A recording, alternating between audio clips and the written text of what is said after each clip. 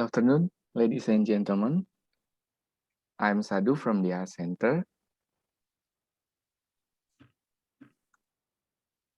Welcome to the HELiX Focus Session, and our session today will be hosted by Save the Children, Mr. Rino Sudibyo, and from the Emergency Supply Pre-Positioning Strategy, Mr. Florent. Mas Rino and Mas Florent, the floor is yours. Mas Florent. Good afternoon, everyone. Selamat siang untuk yang di Indonesia. I also want to welcome my partner in crime, Florent, from ESUPS. How are you, Florent? Good, very well, thank you. It must be very early for you in France right now. It's a bit early on a public holiday, but you know, everything for the Art Center. Thank you. We also want to welcome our colleagues who have made the effort to join us this afternoon. And I know those who are joining coming from different parts of the globe, as this is a very long-awaited event by AHA Center. So a quick introduction. My name is Rino Sudibyo. I'm with Save the Children as head of supply chain in Asia. I'm not an expert in supply chain or humanitarian supply chain. I'm a practitioner. And some of the sharing that I'll be doing today is a lot about what I have experienced, and hopefully it will be useful for everyone. Before with SAVE, I've previously been with different organizations, so it's been a total of about 17 years in this sector right now. Florent, tell us about yourself and interesting things about you. Yeah, thanks, Rino. Thank you for the introduction. Good morning or good afternoon, everybody. First of all, let me just start by thanking the Art Center and the government of Vietnam for hosting this event and for giving us an opportunity to share the way we see localization when it comes to supply chains. We'll talk about this in a minute. In terms of presentation, my name is Florent Chané. I'm currently the project manager for the Emergency Supplies Prepositioning Strategy project, otherwise known as ESUPS. I've been in humanitarian logistics for the last 21 years. That doesn't make me any younger. And I started with Action Against Hunger in Africa, spent 10 years with the Red Cross movement in different parts of the world, Federation and National Society, and the last 3 or 4 years with the Global Logistic Cluster, mostly in the Pacific, before I took this position. So I've been slightly moving from pure logistic response to pure logistic preparedness, which is what I will try to talk to you about today. Thanks. Right, thank you, Florent. So I'm going to start sharing what will be sort of the main points of our discussion for today. Florent, you can see my screen, we? No, I can't see yours. I guess it's coming now. Should be now. Okay. Yeah. Okay. Good. All right. So a bit of a colorful title, colorful event. I'll be talking through with some of the high-level thinking and considerations and what it means for most of us when we talk about localizing our strategies for supply chain and ultimately for preparedness. Yes, so I think when I started working in this sector, I get a lot of these questions. Is logistics or supply chain part of the problem? Are we part of the solutions?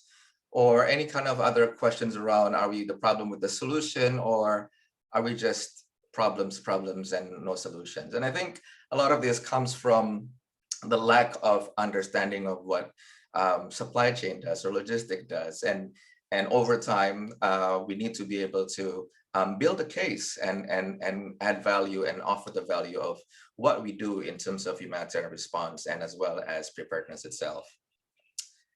Okay, so my focus will be on the localization thinking of supply chain in a humanitarian response.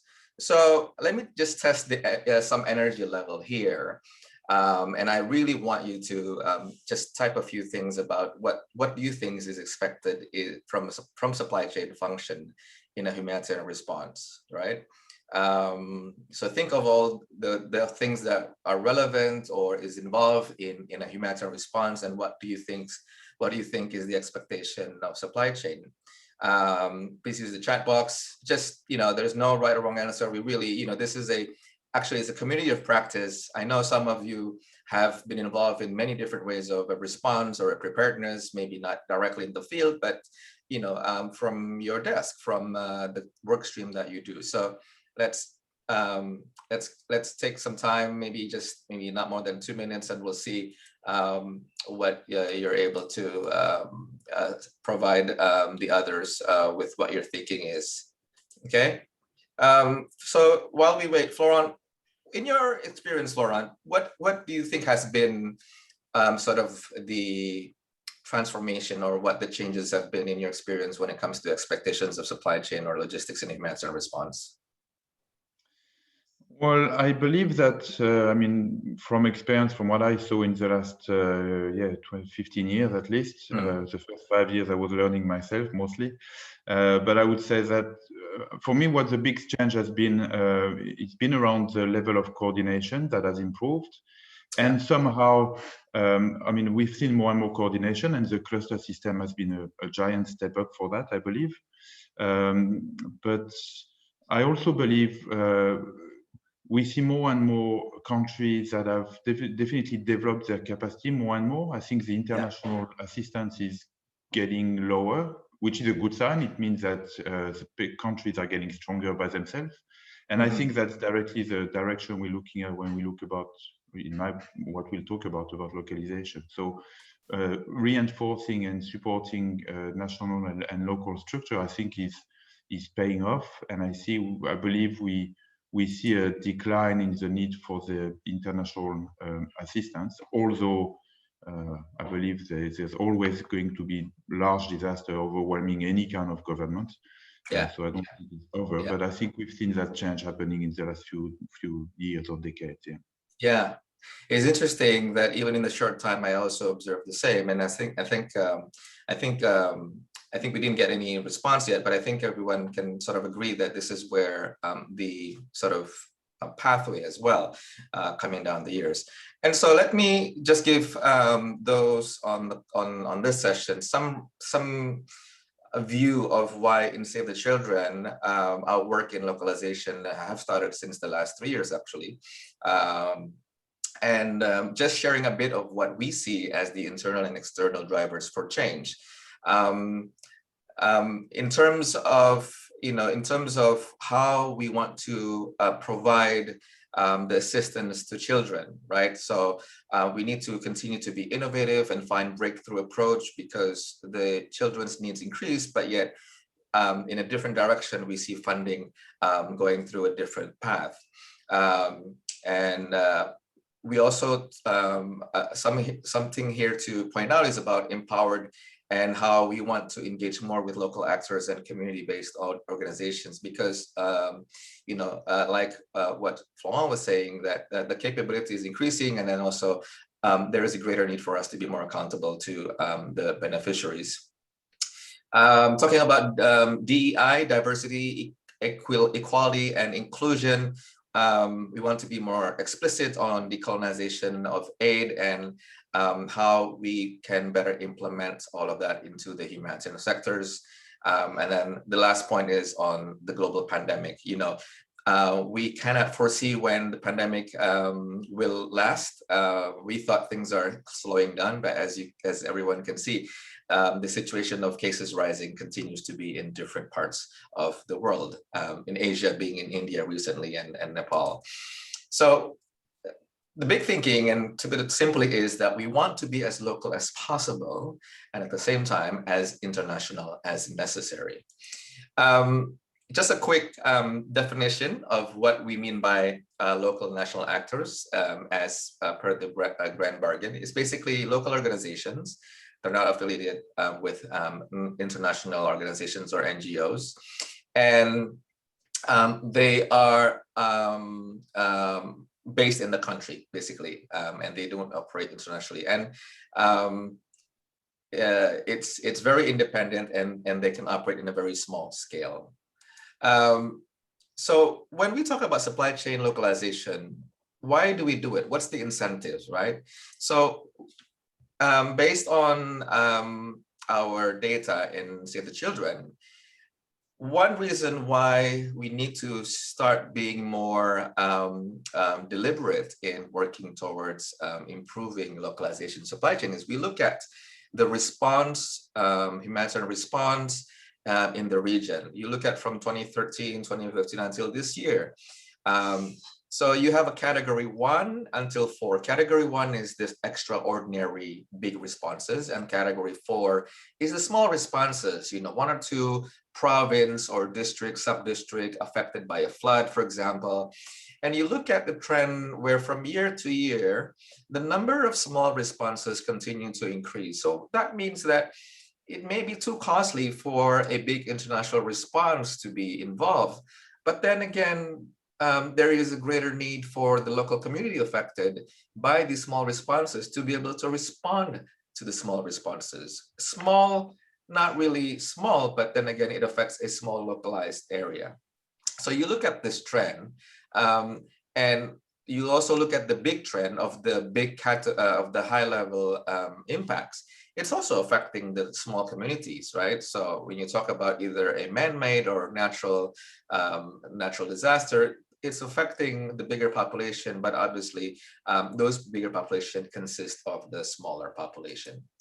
And localization in supply chain also promotes in improving a rapid response. And why do we say that? Because when you look at the global, this is from the START network, 7-dimension of localization. When you look at all of this, you can really see how supply chain and how supply chain can support localization thinking is that, all of these things actually is part of what we do when we talk about preparedness. And when you're better prepared, and that means you're more ready. So, and we talk about preparedness in a sense where it is before, during, and after response, right? So these are the things that we as maybe bigger organizations have been used to be doing. But all of this needs to be operationalized and introduced to the local organizations. And looking at the big picture, I won't go through this in details, but if you look at the big picture of how supply chain and localization of supply chain fits into a similar framework of a response, a humanitarian response is on the relief side, on recovery and resilience, on risk reduction. There's all of these different initiatives that we can start to apply and introduce to the local communities. So for example, each community will have different needs of what their non-food or food items are. So these are the things that they know, but it needs to be more explicitly introduced and more exposed to the communities. Oh yeah, by the way, if anyone have any comments or question, you can either raise your hand or type in the chat message, and we'll address to it. I will address to it, or Florent in the different sections. And localization promotes sustainability. More and more we are talking about how the humanitarian sector is not where we are in the speed of going towards green logistics or improving sustainability. Unlike the commercial sectors that have started, I think 5 years ago, we're really not there yet. And I think it's also more reason why localization can promote and better promote sustainability, right? So when just the 3 main points when we think about how localization of supply chain can support sustainability is that we can help address the social aspect, the economic aspect, and the environmental aspect. Okay, right. So why not next year, and why not wait until the pandemic ends and we start working more on supply chain localization? Well, there's a lot of reasons why we should do it sooner and not later.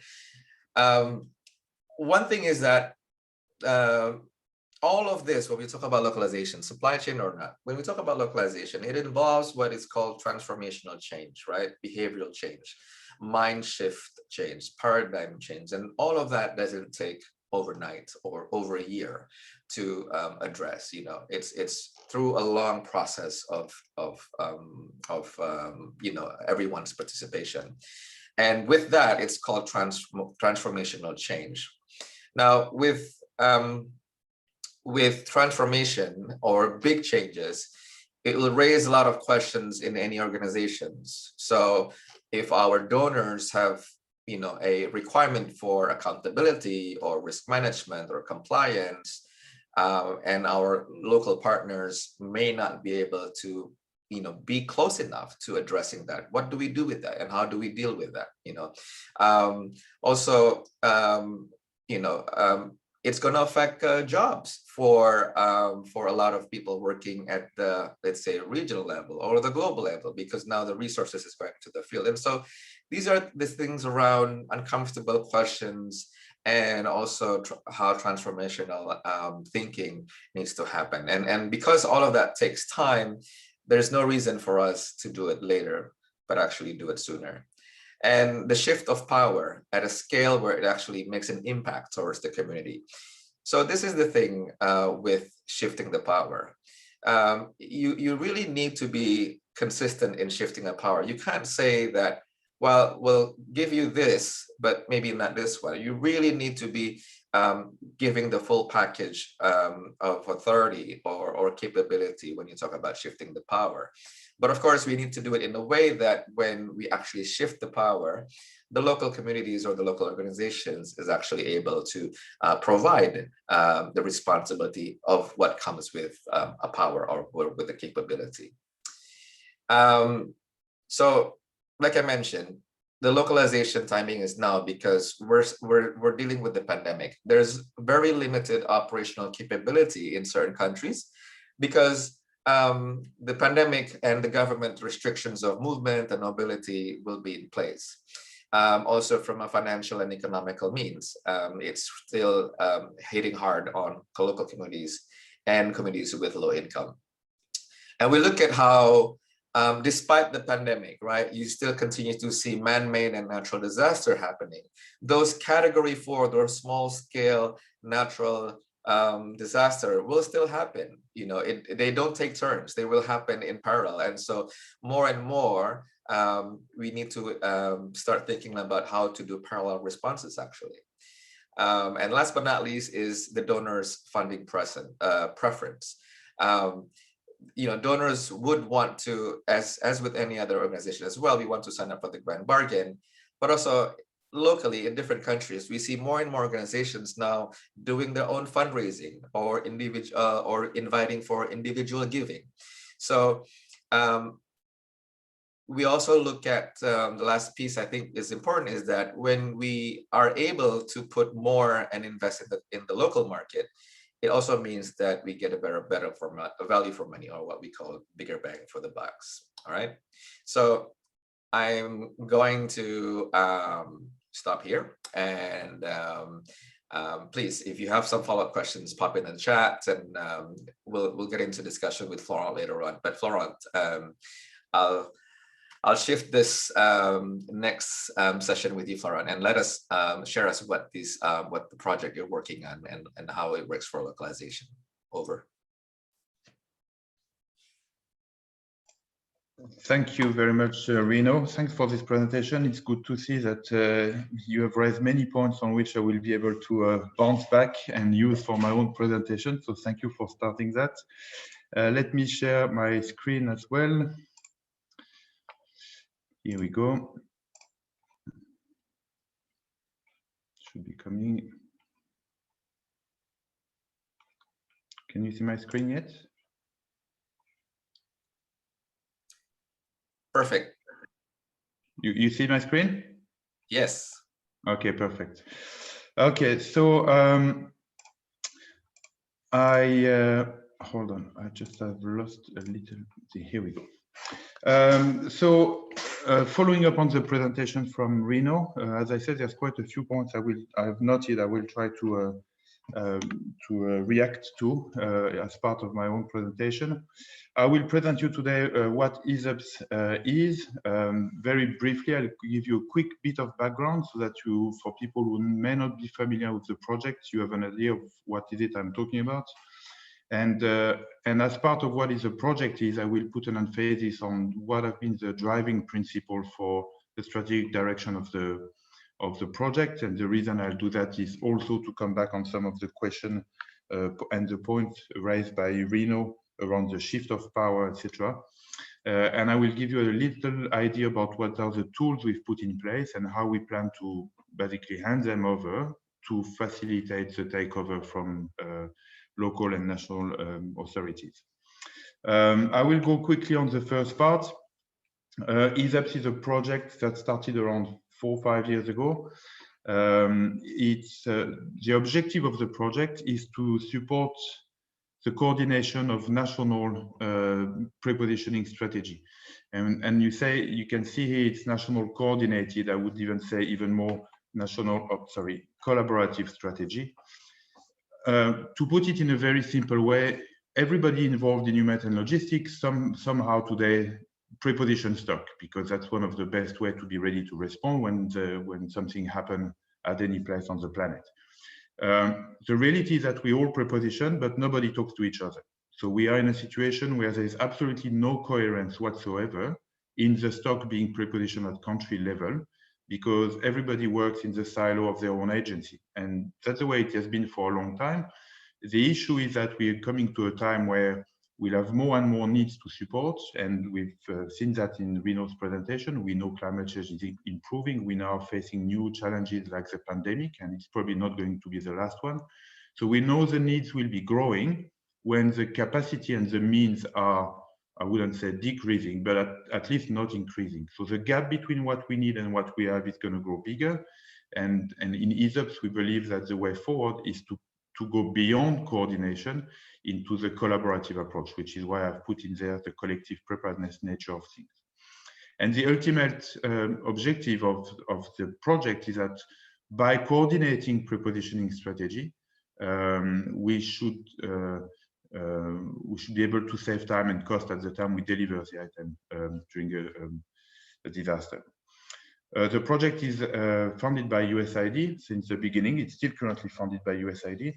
And while I'm the project manager, the project is led by a steering group, and you can see the member of the steering group on your screen. I'm pleased to see that Save the Children is part of this. But we also have some,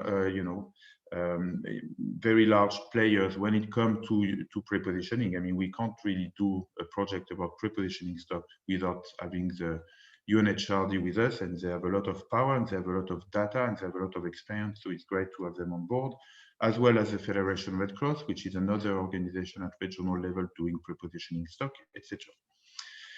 I will put emphasis on those two concepts that you can see on the side, the collective nature of things, which is what I've really quickly touched upon, and the localization aspect.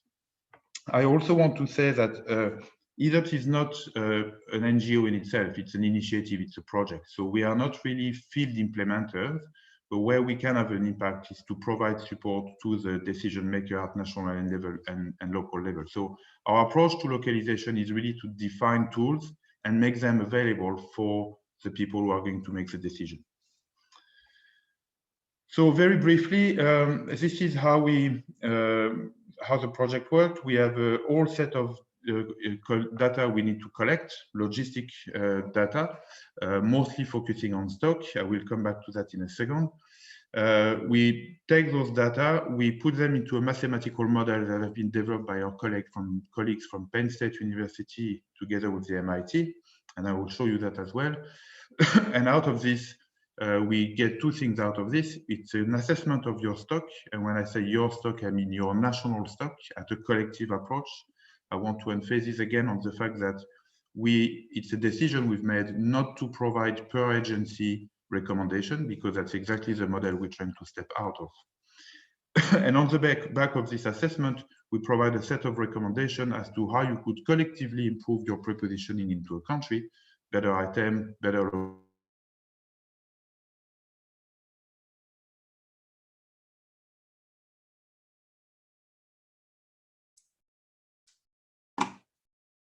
Florent? Okay. I think we're having a bit of connection with Florent. Mas Adu, is it also at your side? Yes, Mas Rino. I think the connection problem experienced by Florent. Okay. Okay, let's just wait a bit. Let me send him a text message.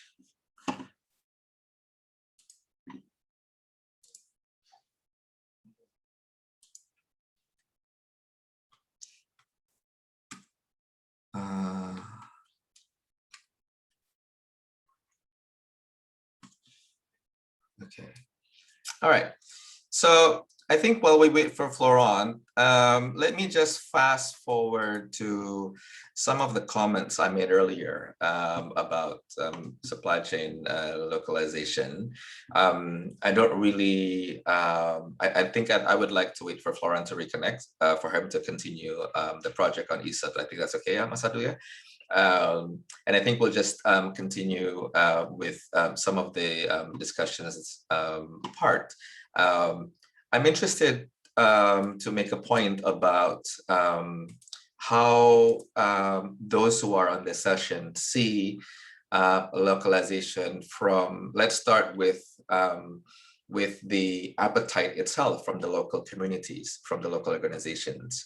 And I really want, this is a community of practice, right? And so I really want to get your perspective, your take on whether you actually feel that the appetite is there from the local communities. We talk about how we want to empower the community. Do they want to be empowered? I'm sure they do, but it's about what do you see is the level of appetite and the level of interest, and what can we do to improve that excitement so that the local community is not just willing, but they are also, taking ownership of them being more empowered and being more able to, do better preparedness or do response. So I think we can invite some to the voice chat if you want to pick up a microphone. You're probably feeling a bit shy. Please don't. Yeah, I'm actually a shy person, but somehow I manage. Okay. Is it okay, Mas Adu, if I call out some names here from the participants, if they're willing to go on and share what they see, what the perspective is about how local organizations themselves, appetite level or interest level? Sure, Mas Rino. I will monitor the participant list, and if there is someone that you want to ask to speak, I will allow them to speak. Okay, so I'm gonna just do. I want to have someone from I think from the ASEAN community. Mr. Chua Jujin.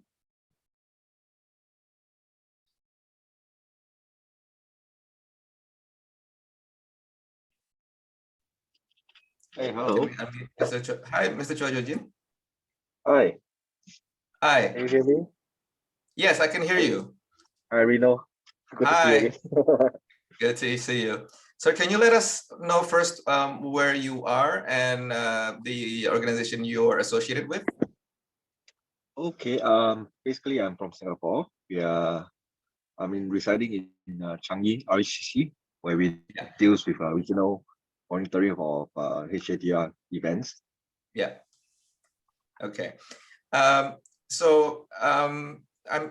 From your experience in working with many different communities as part of the support of the Singapore government to other countries, what's your assessment on the level of interest, or we would say the level of appetite of the local communities when we want to transfer and shift sort of the baton, the capability to their side? Over to you, sir. Okay, if you ask me whether for Singapore, I think there's a few. I'm not sure whether is it hurdles to cross. First of all, we don't experience natural disasters. Of course. So most of the times we are actually providing assistance, aids to our neighboring countries. So I think one of the hurdle we need to bridge is in terms is that whether the respective countries, are they willing to open up? Yeah. Okay. I think that's one of the important issues. And then in terms of localization, I understand that it's important now because with this COVID situation, there's a need that respective nations or respective countries need to be self-sustainable. Yeah. Important thing is that because I think the helps will come eventually, but I think the immediate helps or the sustainability still must the onus still goes back to the nation itself. Yeah, that's one thing I think is important. So with this localization itself, I hope that through this forum, I think we have a better understanding and maybe open a few more doors for all the countries around us. Yeah. Yeah, that's all I have. Thank you, Mr. Jojo Jin, and we'll see you around the block after after this phase is over. Of course, sure. Okay, we have Florent back now on the line. Florent. Yeah, sorry everyone for that. I think It's my okay. internet just dropped. So can you see my screen now? Yes, we can. Over to you, my friend.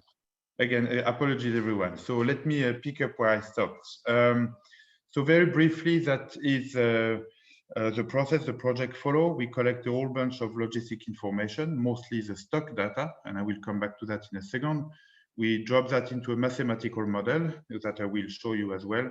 And out of this, we have two things coming out: an evaluation of your current stock, and again, at a collective nature at country level, and a recommendation as to how you can potentially improve that, working all together, both on quantities, location, etc. Very briefly, I want to show you that platform. So it's a platform we're developing called Stockholm Platform. As you can see, it stands for Stock of Humanitarian Organization Logistic Mapping. And the idea is to say, well, it's great to have a recommendation as to how you can improve, but if you don't know where you're starting from on a collective perspective, basically what is your stock in which location, it's difficult to trigger any way forward. So we believe that is the starting point, and this is the work we've done with Nepal over the course of last year, and we are refreshing it at the moment. They've been extremely supportive, and I think also very interested. So very briefly, it's a very simple database. We collect stock from all organizations in country, international organization and local organization. We input that into this database, and what's in the database, and I will talk about how this is accessible to all of people who want to. You can filter that. So you can look at the stock you have in country. You can filter it by cluster, by items, by countries when we have multiple countries. You can see a little bit hidden behind the title. We had basically everyone in Nepal sharing their stock situation. So we have a pretty accurate perspective on what the stock is in country. And you can also filter by warehouse. Once you've made your selection here, what you've selected will show up on a map visually. So you might be able to see which organizations are located where with what kind of stock. And this is translated into a stock report that you see on your right, where you have a list of items. So you can see, for instance, 1,112,000 blankets in Nepal. That gives you an idea of what the stock is, and that allows you to sit around the table and to start looking at what is where are the gaps, where are the duplication, and start having a solid foundation on which to take decision to move forward. The driving principle behind the platform are really much the one on the screen. So basically, the whole idea is to develop a tool that we hand over. That's the whole idea. We have no intention of centralizing any information or being an organization that keep data. That's exactly the opposite we're trying to do. So the platform is only accessible to registered organizations. And to be a registered organization, you need to be an organization that is actually holding stock. So it's not a public website. It's on the fact that you're part of that situation. And that there's one exception on this. It's for regional bodies like Haar Center. Now they have their own warehouses, but if they had not, they would still be in a response support capacity. So it would be interesting for them to have this perspective on what the situation in country. And donor organization, because sometimes they hand over their stock to different organizations and they want still to keep a look. So that would be the only organizations that may not be directly stock holding agencies, but still having an access to be able to see what the situation is in their support capacities. And the organization owns the registration process. So if once the platform is on, and if Save the Children in, I don't know, in the Philippines wants to get on board, the process is that we, ESUPS, will give access to the global logistic coordinator of Save the Children, that might be Sue in London. And then once we hand that over to Sue in London, that's it. The registration has been handed over to Save the Children. So now she would hand over the registration capacity to Rino as a regional capacity in Asia. And Rino would be able to give access to Save the Children Philippines, and Save the Children Philippines could give access to the warehouses of Save the Children across the Philippines. So basically, once we hand the first registration granting capacity to an organization, the process is entirely up to that organization. We don't control that anymore. A driving principle on the decision-making process. Once you have access, the decision as to how you use the platform is entirely yours, but basically the platform is yours. So you can update the data when you see fit. In Nepal, for instance, they're doing pre-typhoon season and post-typhoon season, and that's enough for them. In other places, like in the Pacific, there are places where they need to probably update it every month, but there are other places where they probably don't need to update it any more than once a year. So it's really up to you and to your contacts to decide how you want to update that. You can decide to have an internal validation process. So if your warehouse manager in a location updates the stock, you as a national coordinator, you may want to decide to have a validation click in order to let the data go, or you trust your people on the ground and you have too much on your plate and you can discard this validation process. But in any case, if there's a validation process, it's internal in your organization. It's not going to be validated by someone externally. You will have access to a notification system if you want to. So it can be weekly, bi-weekly, monthly. It can be by SMS, by email, and you can even select what are the information you want to receive. So that can be, when was the last stock of yours updated? Do you have item coming to expiry date? Do you reach a buffer stock in a location and you need to do your replenishment, etc., etc. As long as the data are informed, the system will be able to provide you with alerts. And also it gives a capacity to the national coordinator and regional coordinator to have another look of what happened in their country or in the region. I believe Rino, in his capacity, has quite a lot of Save the Children national offices with many warehouses, and it might be difficult to keep track of all the stock of all those warehouses. So having a tool like this allows him to select Philippines, Save the Children, and he will see the stock of Save the Children in there. I mean, I'm sure you have your own system, but that's for the organization who may not, that might be a way forward. The last principle was really very much the localization. So as I said, it's a bottom-up process. The entire process rests on people at the warehouse level to update their page, basically their warehouse stock, so that it feeds the system and the system stays up to date. The system allows analysis at every level, so you can look at the capacity, your situation at national level, but also at a local level or at a warehouse level. And it can facilitate the the use of shared warehouses. So you might be a smaller local organization, and you may not have the same financial capacities as large international organizations, but still you want to have pre-positioning stock. You may not have enough to support your own warehouse. Having this tool will facilitate the idea of sharing a warehouse, loaning and borrowing from each other, etc., etc. So that was very much a driving principle behind the tool. Now, we collect all sorts of other information like disaster history and logistic information, and I will take you a little bit through that. I want to come back before to something that was mentioned by Rino before. We know, now it's been documented quite a lot, that supply chain represents anywhere between 60 and 80% of logistic operation. The Action Against Hunger Health Logistic report done in 2017, I believe, I think they evaluated that at 69%, 70%. And for us, that tells us two important things. If we want to improve efficiency of the overall response, and I'm here talking mostly about how much it costs, and if the biggest expand our supply chain, well, obviously improving supply chain is probably the best way to save money. That's the first thing.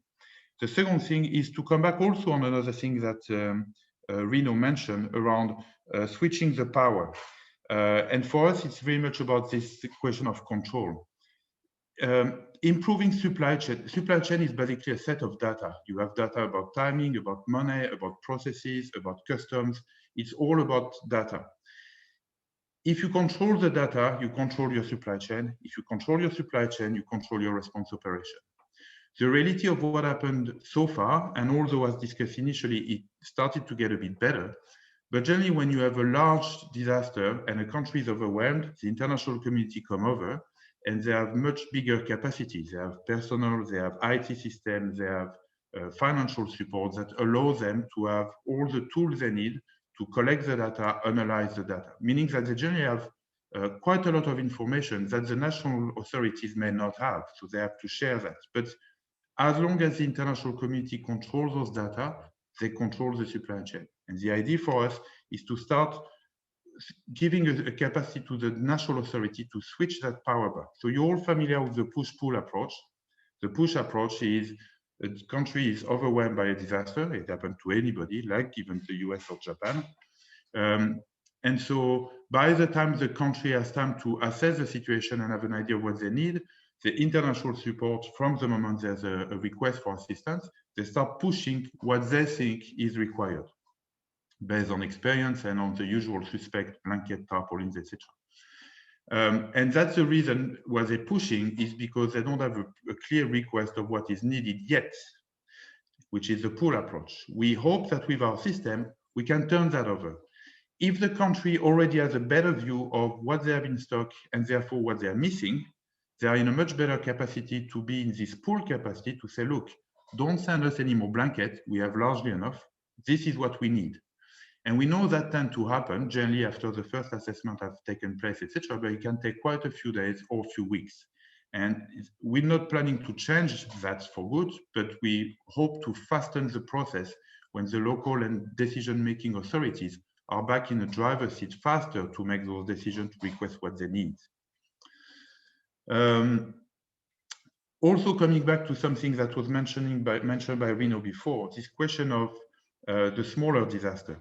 We've done the study in Nepal last year, and it's interesting what we found. 90% of disasters affect 250,000 people or less. And you think that, okay, potentially 250,000 people affected is still quite a big response for certain countries to respond. I'm thinking places like in small island states in the Pacific, where many of them don't even have 250,000 people, but when they do have, that's a large number of people to respond. But if you look at the 80% range, 80% of disaster in Nepal affect an average of 82,000 people. And that's also an achievable target for country to country, meaning national authorities, local authorities, and the international partner to say, look, we may want to fix the target for ourselves to be able to support X number of disasters by ourselves without the request of international assistance. So that gives the capacity to set a target on a collective nature. If you look at the graph on the bottom left, that's the number of affected people by disaster type. And I've removed the legend, but the orange are the earthquake. You can see obviously a big, large orange circle on Kathmandu, because the earthquake in 2015 was a very large disaster and affected the most densely populated area. So obviously you have a big orange dot here.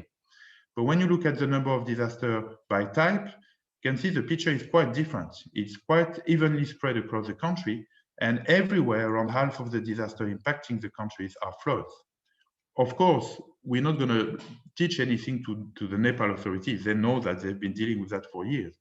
But what is interesting in this picture is what comes next. So just to give you an idea, in the analysis, you have here on the left the number of affected people by disaster. And here with in blue here, you have the number of relief items. No, that's the other way. In blue, you have the number of affected people, which is hidden behind this bar, and in orange, you have the stock available. You can see in Kathmandu, there was 2.4 million people affected, and there was around 900,000 relief items in stock. So you can say, okay, that makes sense to have a lot of stock in Kathmandu because it's a very impacted area. And you can see as an example, the Morang district, which is here, has disaster affecting around roughly 50,000 people, and they have stock for a third of that, not even.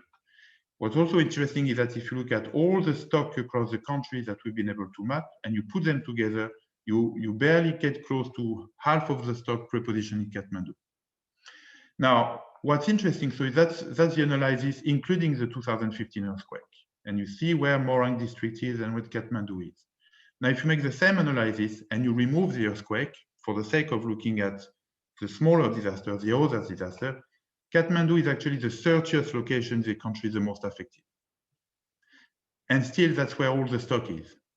So that means that while there's a massive centralization process in Kathmandu, a few years back, it's great to be ready for these big ones that may happen in 70 or 80 years from now. We never know. But it means that during that time, all the other locations here have basically no stock to respond to the ongoing disaster. And if we want to support localization, that's at least the principle, the driving principle we have, we need to start focusing on those 80 or 90% of disasters that the country respond to when the international community is not involved, which resonate with what Rino was mentioning before. How can we support national authority to be better at responding to their own disaster when we are not involved?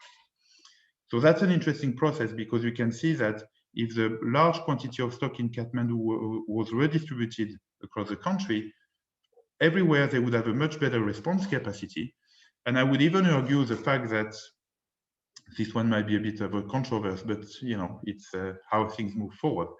By having all the stock in Kathmandu and having a large earthquake in Kathmandu, you have many chances that a big part of the stock you have might be buried under rubble or not accessible. If your stock is decentralized everywhere across the country and Kathmandu is affected, you can still bring all that stock back from all over the places into the affected area.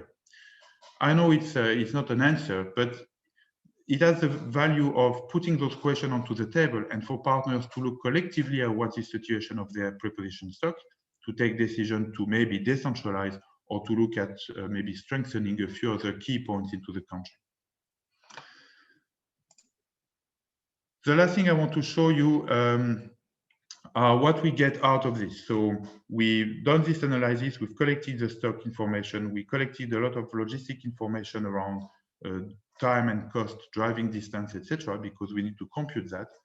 And once we've done all that and we've run it through the model, and I'll show you the model if we have a bit of time, we get two things out of it. First, we provide an assessment of the current stock we have collected from all of you. So this is the example of what the report we published for Nepal.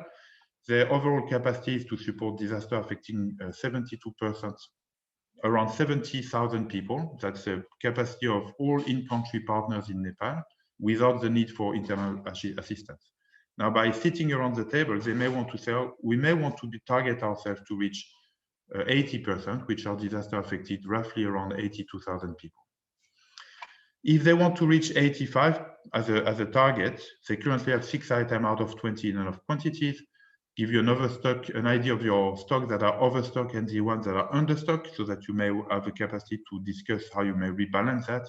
And it gives you an idea of the priority items, either the ones that are too high or the ones that are too low, or that's the ones that are not in the right location. The study has been looking at 4 clusters and 20 items. It did not include food. The nature of food is that it's a much more ongoing thing, much more than we preposition, we distribute, and then we need to replenish. The other thing we provide is a per item analysis. So you can see here an example of the hygiene kit situation in Kathmandu, in Nepal. So you have 2 assessments. One is the quantities with a color code. So this one is green. It means they have quite enough hygiene kit to support a large, actually, they have enough to support 93% of disaster affected the country. So they're well positioned in terms of quantity. But when you look at the situation of their location, they have enough in quantity, but they're all in the wrong spots. And you can see in the little corner here, basically they're all in Kathmandu, and you hardly have anything else anywhere else.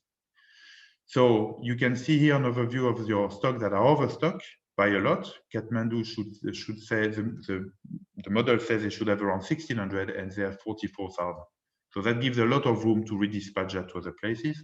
And what are the understock one? And here that gives you a capacity to see, well, if I have to take some out of Kathmandu, where can I put them? And on the back of the per item analysis, we provide an overall cluster analysis. So here you can see the shelter cluster, we had 10 items. And out of these 10 items, if recommendation were to be put in place, the potential saving is 13% in time, which represents a day every week, and around close to 20% in cost. And we do that for wash, health, and education, and shelter. So that's that's where we are. The last thing I wanted to show you is this assessment tool, but I don't show where we are. I'm already 32 minutes, so I'll leave that for now. And depending on how things go, and I'm happy to show you how that works. It's actually not very complicated. Just before I hand back over to Rino and Masado, if you have any question and answer, now will be the time. You have a QR code here for people who are interested in following up on what happened. Oh, sorry. What happened with the Stockholm platform. We are finalizing the development. It should be ready around August. And if you are interested in seeing what happened or registering or getting used to it, you can QR code that, enter your name and email address, and we'll let you know when the platform is ready and when it's ready to be used and start inputting data. Don't worry, we're not going to mail you all sorts of things. That's the only thing we'll communicate at your request, and anything else will be kept for ourselves. If you can't access the QR code, I have put the I'll put the link in the chat for people who may want to access that. Thank you for the opportunity and for the attention, and I'm ready to take any question as mentioned by Rino before, and depending on the time I may show you the tool after that. Thank you very much. Merci, Florent. Yeah, I think that's very interesting. I do have a very burning question, Florent, and it's about the psychology of defining the location of the preposition, right? In the Nepal example, are you suspecting or are you expecting that in many different places it will be driven where the center of economic activities are, Florent? Oh yes, there's no doubt there's a reality as to why the stock is mostly centralized into the capital. I mean, that makes a lot of sense. That's also where you have the airport, where you have the access, where you have all the administration, etc. So that makes a lot of sense. What we're providing is not, it's a good opportunity to clarify. We are not pretending to provide an answer. We are working on the base of a mathematical model. There was a very famous statistician in British, one of the key founder of the statistics industry, George Box, and he said once, every mathematical model is wrong, but some are useful. And I believe ours is not different. It is wrong on the fact that it's based on assumption, because we can't integrate all local context things. So the mathematical provide a direction. And what we provide here to answer your question is, in our opinion, if you want to save time and money, you should decentralize a little bit your overall capacity in Kathmandu and start stocking out a bit more the provinces. Now, it doesn't mean you have to remove everything from Kathmandu, because obviously that's the economic center. It makes a lot of things easier. There's a lot of good reason, but maybe that gives an indication about how the stock across the country might be rebalanced. Okay, yeah. Great. I know that some of our friends attending this session comes from a variety of different sectors.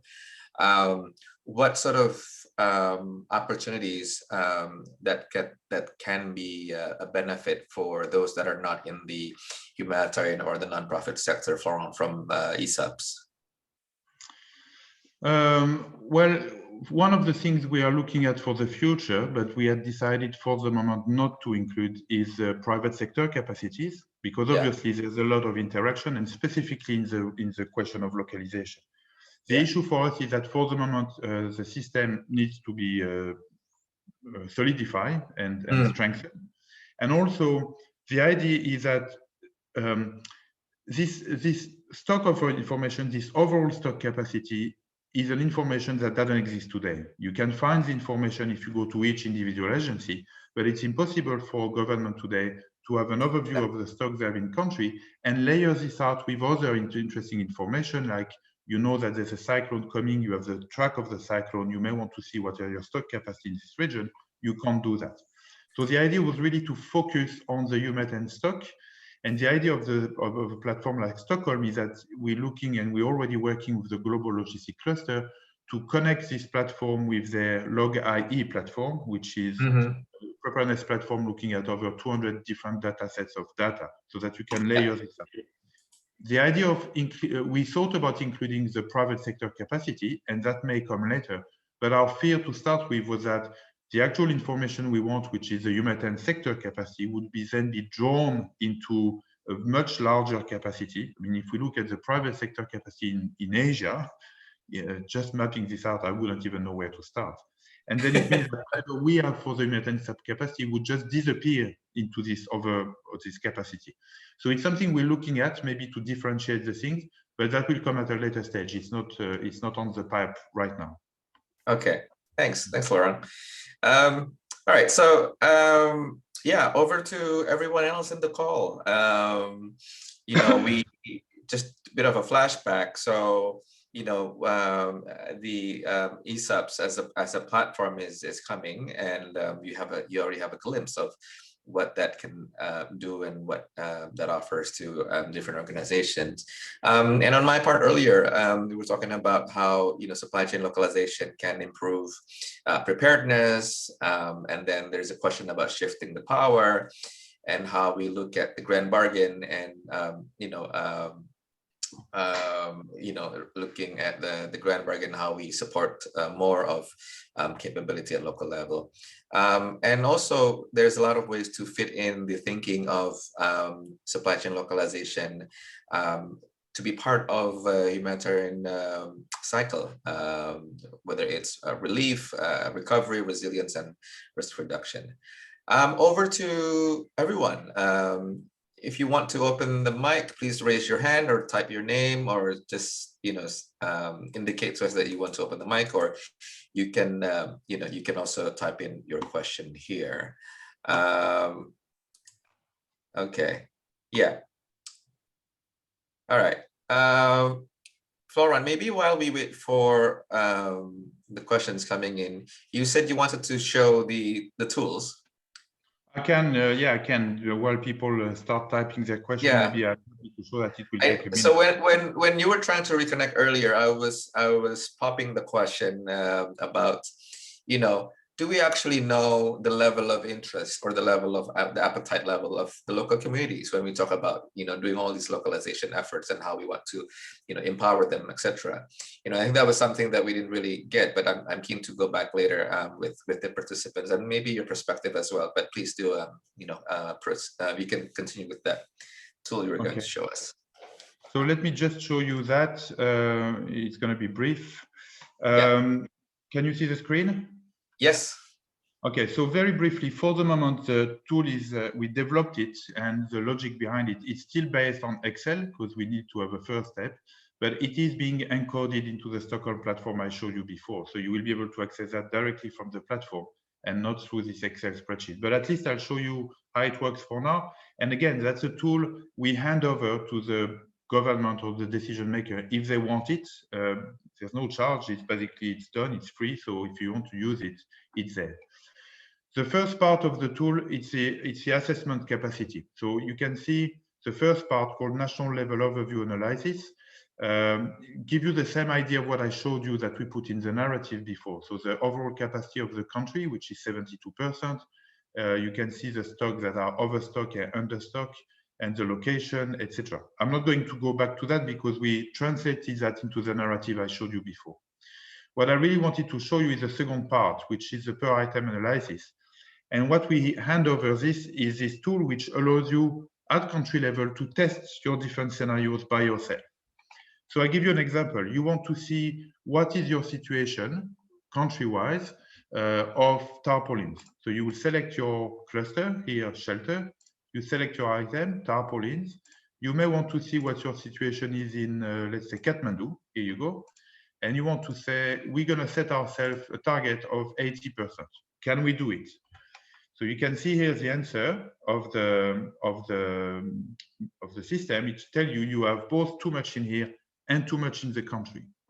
What does it mean? So you can go to the detail tab here, and you can see on the tarpaulin line here, your current capacity country-wise is to support 88% of disaster in country. Okay, so that's why the system tells you you have too much here and you have too much in country. So if you go back to this, you have too much here and you have too much in country. So your current stock in Kathmandu, which is what you've selected, is around 49,000. The model says that optimally you should keep around 1,800, and that comes back to this question of, remember when I showed you outside of the earthquake time, Kathmandu is only the 30th most affected location. So that's why you have a low number like this. And it means you have potentially 46 or 47,000 tarpaulins to redispatch across the country. So what the model will tell you then after that is from where you can move them to from Kathmandu to where. So where are the location where you have the least stock? What are the quantities they need based on the mathematical model, and how much time and money you can save for each unit you're going to move. So it gives you a capacity to do this, and it's classified either by cost or by time. Now let's do the same exercise, but let's say now you want to target yourself at 90%. Say I want to cover 90%. Now you can see the answer change. You have too much. You still have too much in Kathmandu, but you don't have enough in country to support 90% of disaster. And you remember it's because when I showed you on that tab, you have a capacity of 88%. So that's why I tell you you can't support 90%. But still, you have too much in Kathmandu. So where should you put them? So if you want to support 90% of disaster in Kathmandu, now you need around 3,800 tarps to be kept in Kathmandu. And again, it tells you how many you have left over and where you should move them across to save time and money and to be more efficient at the time of responses. So that's interesting to see that. And then if you say, okay, I want to set my target at 95%. Sorry, I've missed the box. Missed the box again. Yeah, so that's the same here, but there were some items, I can't remember which one, but basically it tells you, if you look at your 10 situation, now you can see you have not enough to support even 80%, I believe. Yeah, that's it. You can see the system telling you don't have enough tent to support 80% of disaster in Kathmandu or anywhere across the country. You just don't have enough. So this, for the moment, it's on this, sorry for this quite dramatic Excel template, but once it's in the Stockholm platform, when you do your filter selection to see what your existing situation of stock, it will tell you both what your existing stock and what your optimum stock should be, so that you can have this visually in front of you and you can start having testing those different scenarios and see where you are, either as an organization or at a cluster. You can look at, let's see what our cluster situation is for blankets across all organization, and here you will have an idea. Now, just to finish on that, that's where ESUPS stops. We are not getting involved on telling you at country level how to do it. So if the models tell you, and if you're happy with the answers for the model, that you should move 30,000 blankets from Kathmandu to somewhere else, who's doing it? Either the Red Cross or UNICEF or Save the Children. That's a discussion that should happen at country level. That's where localization also works, is that those decisions should be made locally and we should not be involved in that. So basically, the idea is that we develop the tool, we provide the tool for you. They're free of charge, they're here to be used. And if that can help in your decision-making process, that's what we would have reached our objective. Thank you. Yeah, I have to unmute to speak. I think that's the technology I keep forgetting to use. Thanks, Florent. There's a question from Ibu Gainer Tanyang from AHA Center. I think you can see in the chat. The question is about what's the challenges in involving national government and local government in this idea of sharing data on logistics asset. Florent. All right, I'll start and then you take over, Rino. On our perspective, when we started, we see that the local authority, national government and local authority are quite keen, obviously, because they are in the driver's seat. They are the one responsible to manage the operation at national level. And the more information they have, and the more they are in capacity to make those decisions. So having those kind of national overview to see how many blankets you have or tarpaulins you have and where they are and who you can contact to decide to start organizing the operation. Obviously, government and national authorities have been quite keen on the idea. The tricky part of the system is to collect the stock information, and it's clear that some organizations are more reluctant than others. Some people are quite keen to embark on that path of understanding the fact that we need to go beyond the simple coordination, which is working in parallel to go in the same direction, and more working on a collective approach, specifically when it comes to NFI, where we start pooling resources. And we are much more in a dynamic now where we join into one force to move into one direction rather than all working in parallel. So some have understood that concept and they're ready to embark onto this, fully recognizing what Rino mentioned at the beginning. That will come with challenges, with many questions to be asked. But if we want to be true in the support of localization, we have to accept to lose a bit of our control and to be a bit more interdependent on each other. That's how the solidarity works. So we haven't seen much reluctance on the government and local authority. We've seen a bit more on some international NGOs on sharing their stock information. And from a previous experience we've done in the Pacific, we realized that actually many who had reluctance initially finally joined because they realized everybody else was doing it and they were shining by their absence. So don't find yourself in that situation. Thanks, Florent. My perspective on this is that, and this is something more of a personal experience as well that I can relate. Yes, I agree with Florent, is the quality of data needs to be first, if not best, good enough, right? Because I think, with any data and analytics is, if you input crap, you have crap output. That's kind of like a rule of thumb. And also with any data, suppose you have a good data, and this is irrelevant of whether it's national or local or sub-district or district, is that the data can be good enough. The data can be someone who there's a master person, there's a master role doing data maintenance, but it's then the analytic capability. Having data, and no matter how many rows of columns or rows, it's the capability and have a custom need for how you want to analyze the data. That will depend from different level of the structures and organizations. And I think my last comment on sharing data at local or national or vice versa is the point I mentioned before, is the shift of power, because information can be aid, information is also power. And so having that sort of agreement will have that underlying considerations from those at the national level or the local, that they, this is something that needs to be a joint ownership as much as it is a very specific local or national interest of analyzing the data. And that's my perspective on sharing the data. Okay, so I think there's a question from Rati Dia Kusmasuzi. From UE, Universitas Indonesia. It's an Indonesian university, Florent. It's the biggest national university. The question is, by localizing supply chain, does it mean that the humanitarian organization will perform partnership with local humanitarian organization or establish its own supply chain in the targeted country? Okay. Do you want to go first or you want to go first? I can go first. Okay, we swap around. You go first, okay. And then I'll give my view. All right. So in my context, or in the context of Save the Children, is we want to empower local partners or local communities, right?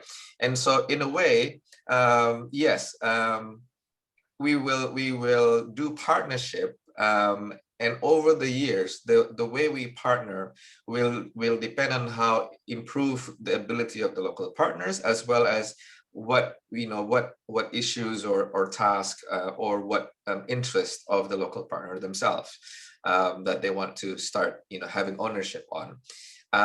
And as I mentioned in my slides earlier, is that the principle is we want to be as local as possible, but at the same time as internationally as necessary. So with that is maybe it's still a long shot in looking at local humanitarian organization establish their own supply chain, but they can do it in a scale that is based on their needs and based on their capability. And that's where we can foster the relationship in guiding that thinking so that they can shape up and build it or construct it the way it would be required and needed by the local organization. Florent? Yeah, I think it's interesting. My view on the question is it's neither or. In my opinion, we're already there. We're already in the what we've been doing so far, very much in the big perspective, although I'm sure we could find some exception. But until this localization agenda came really into force, what we've seen all this time is that you have international organizations doing their own supply chain and bring them to the country. So that's the second part of your question. The switch that needs to happen is exactly starting to build supply chains that are much more happening at country level. Now, we need to be very careful, and here I focus my response on the question of prepositioning stock. We've done this assessment when I was in the Pacific in Vanuatu, because we had a big pressure to say you need to localize supply chain and procurement, etc. Well, we need to be clear about what it means. We've made an evaluation, a comparison of Federation Red Cross standard shelter kits. Okay, we've taken the item into it. We look at the price we could get it from the Federation Red Cross sent to Vanuatu. Then we look at the local supplies for exactly the same item in the same quality. It was a 500% increase. So we talked to the donor and I say, okay, that's fine. You want us to localize. Are you going to support the money to pay 5 times the price of what you can get internationally? And the answer was no. So I think it's interesting to say that we need to go for local supply chain. And of course, as much as we can support it, we need. Even the local government didn't want to have the local procurement because they knew with the same money, they could get 5 times more. So I think we need to have those discussions about what it concretely means, localization. It's great to have the concept, but when you move to a shelter kit that goes from $20 to $100 US, well, that's another concrete output. And how do we can turn this around to make it as local as we can, while still providing the maximum support and finding the right balance? I believe there's a question of balance that needs to be found. It's never all black or all white. It needs to be found a way that, as exactly as mentioned Rino initially, as local as possible, but as internationally as necessary. And it will never be 100% local or 100% international. We need to find the right balance. It's just that this balance needs to switch back a little bit more in the favor of the local, and little by little, it will keep building that way. Yeah, and just last comment on that, it's very interesting. And we look at the ecosystem of humanitarian support or systems, right? There's always that need to learn from other regions, from other countries, right? And so this is where the international kind of approach on extracting lessons and sharing that into the other parts of the world through the networking and through the international relations.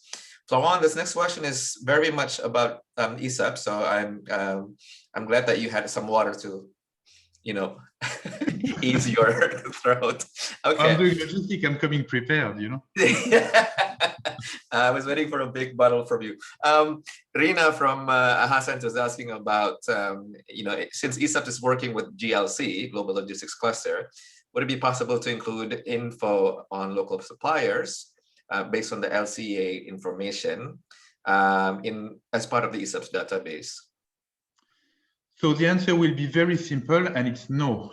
And the reason it's no, Rina, sorry, it's because it was a deliberate decision to keep this database for what it is, which is stock information. We didn't want anything else. So on the database and on the map, we could have included road, road network, airport, port, etc. The reason we did not is because others are already doing that, including the log cluster. And the log cluster, because they're the one running the LCA, they have all this information, and those information will already be available on the LogIE platform. If we include it in our own, first of all, it's a duplication of efforts. And second of all, we need to have a difference in the update of the information, leading to conflict between the overlay of the two databases. So we specifically had those discussions with the steering group members, and we decided that the database we provide would be nothing else but UMAT and stock. Because the other one, not that we don't want to provide the rest, but the rest are available by people who do it much better than we do. So it's a better idea to put our energy into how we can layer those information so that you have access to all, rather than duplicating with the risk of having conflicting information. Thank you, Florent. I think we still have time. The next one, I think it's more of an observation. Masadu, can we open the mic for Karen Simon, please? Karen, would you mind elaborating on what you've shared with us here? And I think it's very talking about Philippines, I think. Yeah. So so I think it's good to have a different voice this time in our audio spectrum. Karen, would you mind elaborating what you're sharing with us here in terms of how CSO partners and you know, the empowerment aspects that you've shared? Hi, yes. So good Hi. afternoon to everyone. I'm not Oh, sure hi. if well, for friends, it's early morning, I believe. So good morning. Anyway, good day to everyone. We've had a very beautiful chance to also share data and um, tools and systems and ways of working to our CSO partners who have been working with us or working for us in the previous years. This is particularly for our humanitarian response training. But we're talking about ESUPS providing a tool for our pre-positioning stocks, but we realized along the way that we also wanted, or we also needed, to have pre-positioned people, i.e. partners, in strategic locations, especially here in the Philippines, that we are an archipelago, and it's not that easy to mobilize when roads are not accessible, etc. So in addition to stocks, we need to pre-position people.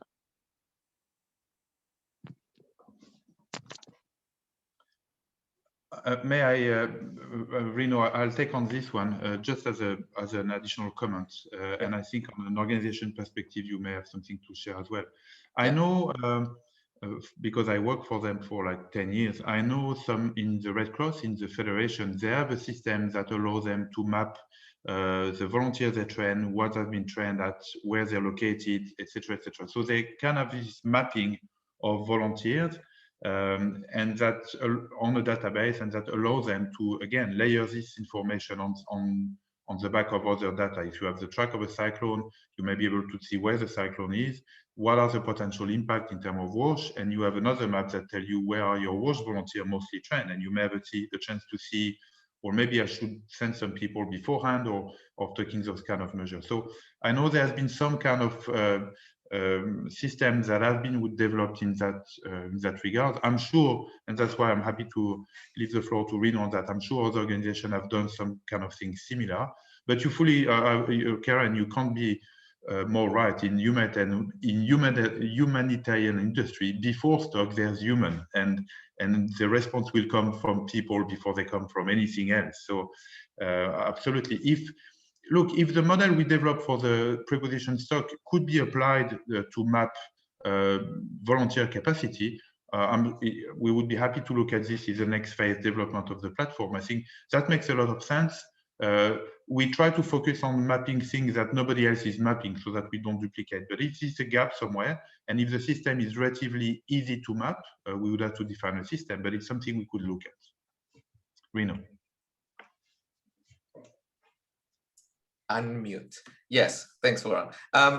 I think from an organizational perspective, we're looking in the same concept. From we try to really cater the way we have our governance products to enable our countries operate more agile, be more contextual to their needs of either humanitarian context or what is the level of ambition in terms of empowering partners in the country. So we're operating on the same level, and on the people part, and this is why I think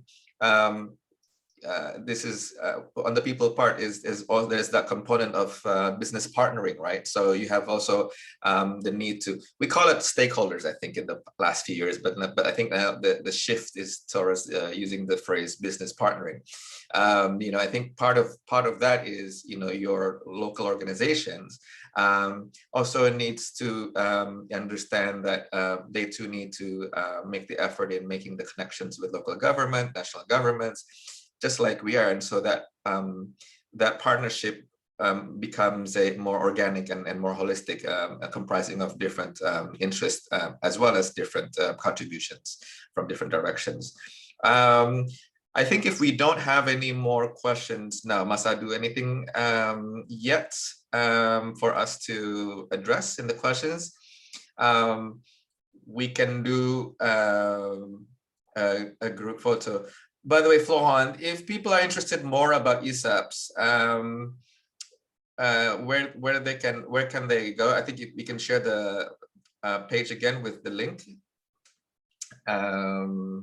Yeah, I can share the QR code again, but I don't think I can chat with the entire group. But Masadu, if you could share the link I sent to the entire audience. Yeah. So if people are interested in following up on what happened with Stockholm and when it's going to be free, you can click on that, enter the information, and we'll contact you. Yeah.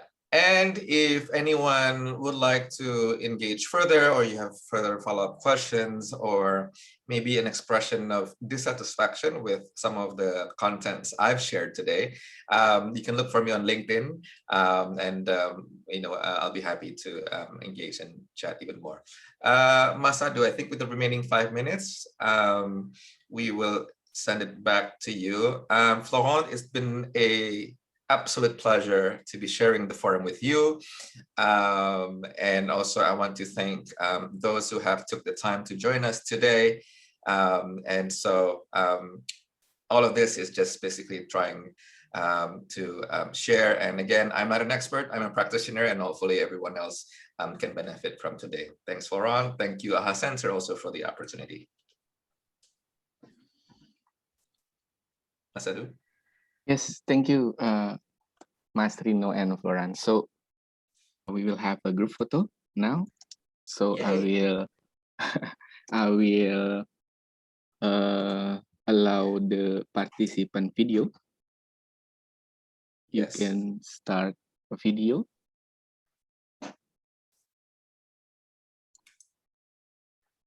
Yes, you can start your video so we can have a good photo. Everyone, I see everyone smiling. Okay. So I will wait for another 1 minute before we take a group photo, yeah. So everyone, maybe do you want to do some touch up and so on? Yes.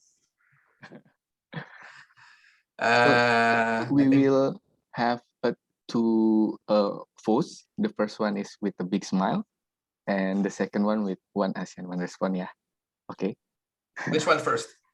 The big smile first. Okay. Okay, so everyone, are you ready? Yeah. Okay, if you are ready, I will count to 3. With a big smile, 3, 2, 1, say cheese. Cheese. Okay, wait for a second. I will save this first. Okay. And then another one with the one action, one response. Okay. Make sure it's the right finger. Right finger. 1, 2, 3, say cheese. Cheese. Thank you very much, everyone. So I think this is the end of our session. If you have any further question, like mentioned by Mas, Rino, and Florent, you can directly contact the Save the Children and ESUPS. Thank you very much, ladies and gentlemen, for coming to our focus session. Thank you very much. Bye. Thank you, everyone. Have a good day. Have a Keep good smiling. day. Don't forget to smile. Bye. Bye.